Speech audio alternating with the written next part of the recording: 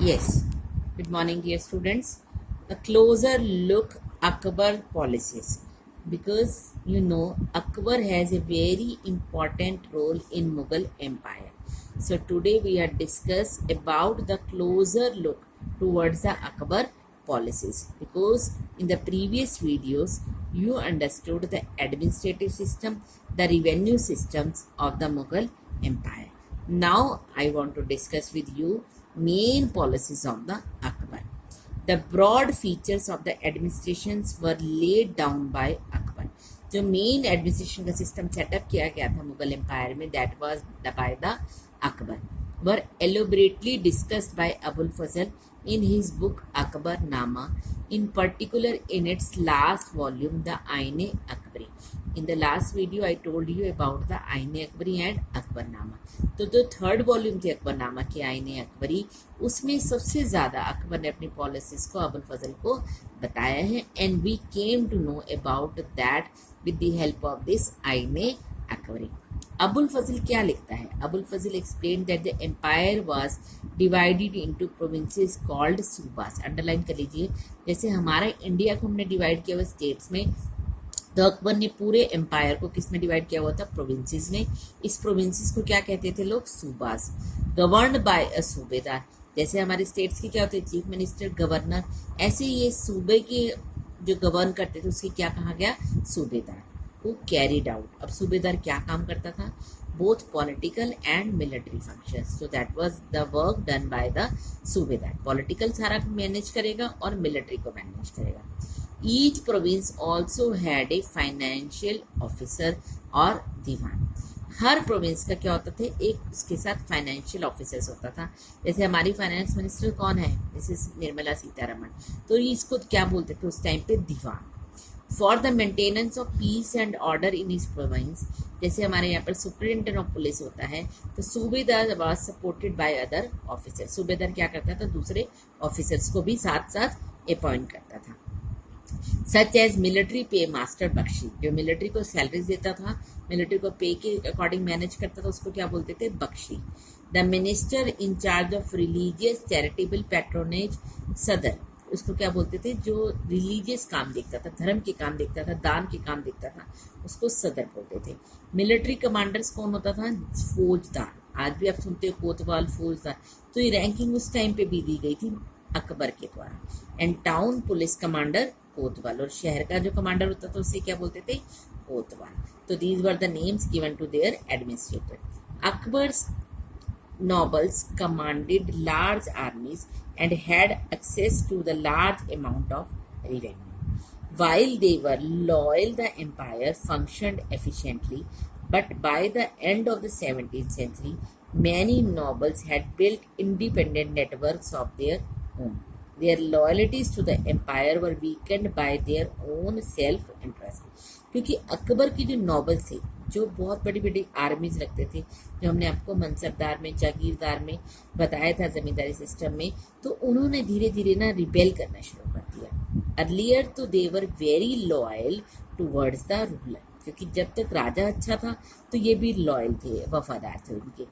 As the royal ruler became weak, so they started to work for their own interest, and now the empire become very weak. ठीक है. While Akbar was at Fatehpur Sikri during 1517, he started discussions on religion with the ulema. उलेमा कौन होते थे बेटा? धर्मगुरु, religious गुरु कह सकते हैं हम मुस्लिम्स के अंदर. तो राजा जब फतेहपुर सीकरी में था तो उसने बात करनी शुरू की उलेमा से, ब्राह्मण से, जीसस से, प्रिस्ट से, who were Roman Catholics and Zoroastrians. सारे धर्मों के लोगों को यहाँ बुलाया, जो भी उनके हेड थे. These discussion took place in the इबादत खाना. इबादत खाना का क्या मतलब था? जहाँ पर लोग पूजा करते थे.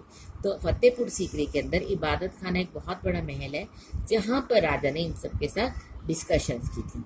He was interested in the religion and social customs of different people. उसको अच्छा लगता था कि हर धर्म के बारे में जाने, क्योंकि आपको मालूम है उसकी तीनों रानियां हिंदू भी थी, मुस्लिम भी थी और पर्शियन भी थी.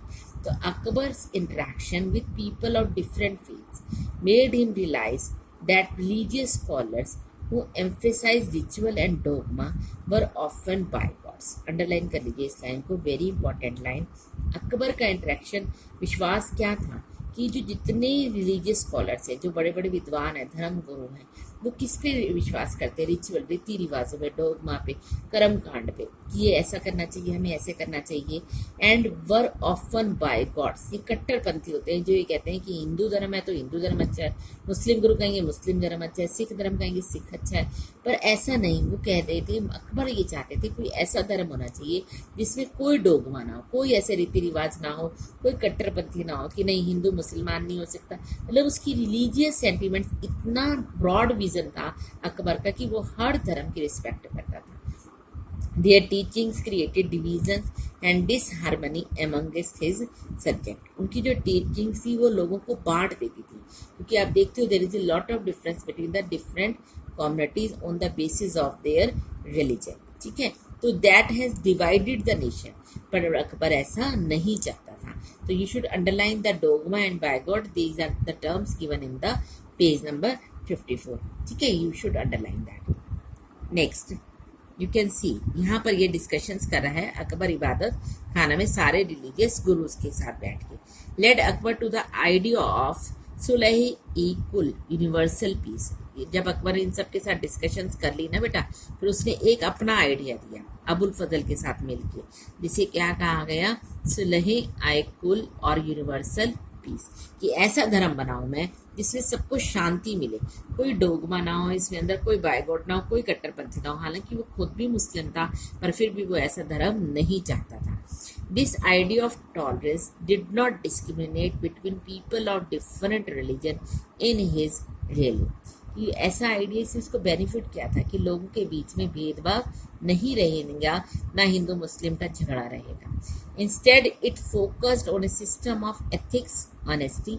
उसकी क्या नैतिकता थी, एथिक्स क्या थे, उसकी वैल्यूज क्या थी? ऑनेस्ट होना चाहिए, जस्टिस होना चाहिए, पीस होना चाहिए, शांति होनी चाहिए। दैट वाज यूनिवर्सली एप्लीकेबल, हर कोई इसको माने। Abul Fazl helped Akbar in framing a vision of governance around this idea of Sulh-e-Kul। Sulh-e-Kul का मीनिंग आपने अंडरलाइन कर लिया ऊपर, यूनिवर्सल पीस। तो अबुल फजल ने इसकी बहुत हेल्प की है। This principle of governance was followed by Jahangir and Shah Jahan as well. ये जो इसने प्रिंसिपल बनाया, इसको किस किस ने फॉलो किया? जहांगीर ने भी फॉलो किया रिलीजियस पॉलिसीज के लिए, और शाहजहां ने भी। पर अकबर के बाद जो औरंगजेब था, वो रूलर में क्या था, बिल्कुल कट्टर था, रिजिड था। He was not agree with this sulh-i-kul. तो व्हाट वाज सुलह-ए-कुल, यहाँ आपका बुक्स में गिवन है, बस इसको रीडिंग के लिए you just read it. Jahangir Akbar son describe his father policy of sulh-i-kul in the following words.